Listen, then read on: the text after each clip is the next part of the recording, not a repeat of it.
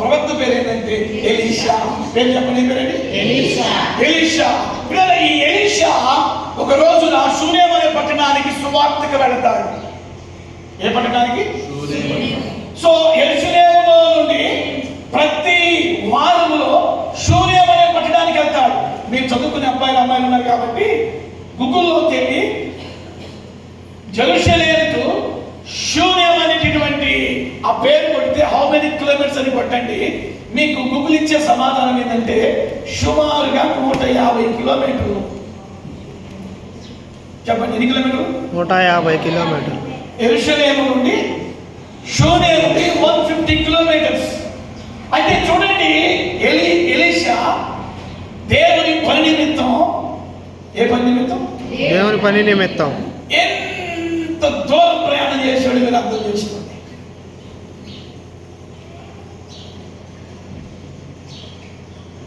నూట 150 కిలోమీటర్లు. ట్రాన్స్పోర్టేషన్స్ ఇప్పుడు నడినప్పుడు లేవు.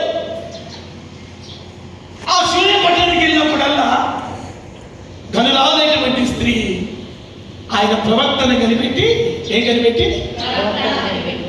భర్తకు చెప్తుంది, రికమెండేషన్ చేస్తుంది. అయ్యా ఫలానా షోలో యెరూషలేం నుండి ప్రతి వారం దగ్గరికి వస్తున్నాడు ప్రవక్త.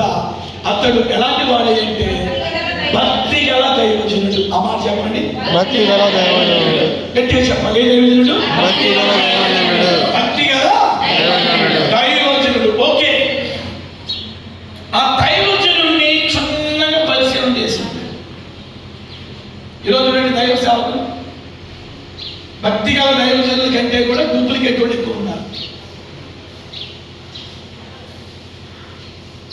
డూప్లికేట్ మాటలతో మాయ చేస్తారు.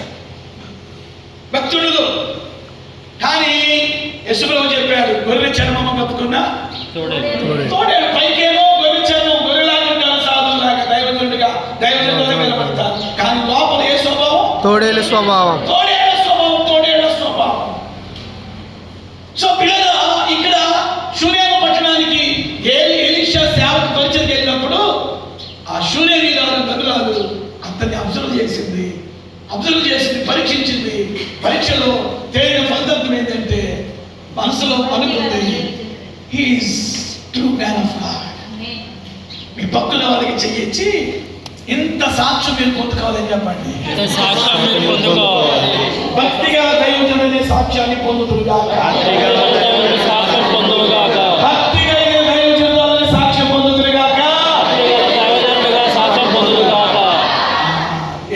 ఎలీషా గురించి ఏమని చెప్తుంది భక్తకి? చెప్పాలి, ఎలాంటి దైవజనుడు?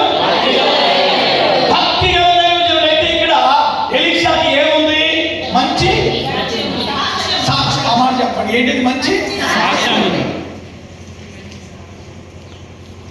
సో ఈ లీడర్షిప్ అనే సబ్జెక్ట్ లో ఒక నాయకురాలకి ఏముండాలంటే మంచి సాక్ష్యం.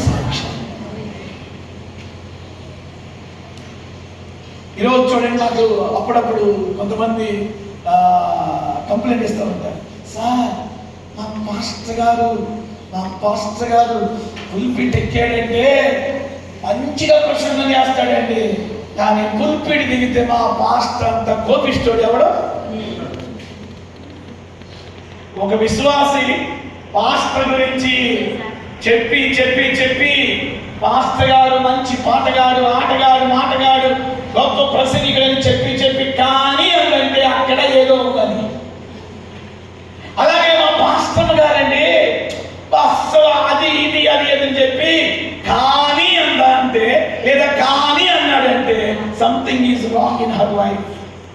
ఆ సేవకులలో ఏదో ఉంది,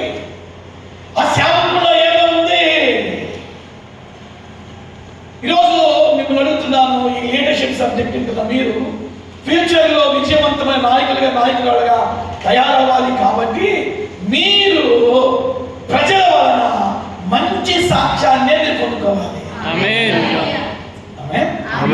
ప్రజలు పదే మిమ్మల్ని ఇష్టపడాలి.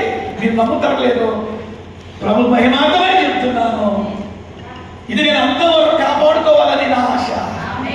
ఏంటంటే వాళ్ళు అంటారు, సార్ ఒక్కరోజు వచ్చి మా ఇంట్లోకి వచ్చి ప్రార్థన చేయండి సార్. ఫలానా ప్రాంతంలో మీరు వాక్యం చెప్పడానికి వచ్చారు సార్, 2 రోజులు మీరు మా ఇంట్లోనే ఉన్నారు సార్, 2 రోజులు సార్ మీకు మేము పరిచయం చేశాం సార్, మరలా ఎప్పుడు వస్తారు సార్, ఎప్పుడు వస్తారు సార్, ఎప్పుడు వస్తారు సార్. వాళ్ళు నిజంగా మాట్లాడినప్పుడు నా కళ్ళ నీళ్ళు వస్తాయి. అంటే వాడు ఏం గుర్తించారు? మమ్మల్ని డూప్లికేట్ సేవకులుగా గుర్తించలేదు. వాళ్ళు భక్తి గల దైవజనుడు, భక్తి కలిగిన దైవజనుడు, భక్తి కలిగిన దైవజనుడు మాటలు వేరుగా ఉంటాయి. భక్తి కలిగిన దైవ సేవకుల మాటలు వేరుగా ఉంటాయి. వాళ్ళ బిహేవియర్ వేరుగా ఉండింది. జోకులు, పిచ్చ కథలు, ఎగతాళిగా మాట్లాడిన వాళ్ళ లైఫ్ స్టైల్ అంతా కూడా ఇట్స్ వెరీ వెరీ మోడల్. శూన్యంలో పరిచయం చేయడానికి ఎలీషా వెళితే ధనురాలు ఏలియాని రికగ్నైజ్ చేసింది. Yes, he is good prophet, yes he is good man of God. మిమ్మల్ని రాబోయే కాలంలో ప్రజలు ఇలా పిలవాలని నా ప్రార్థన.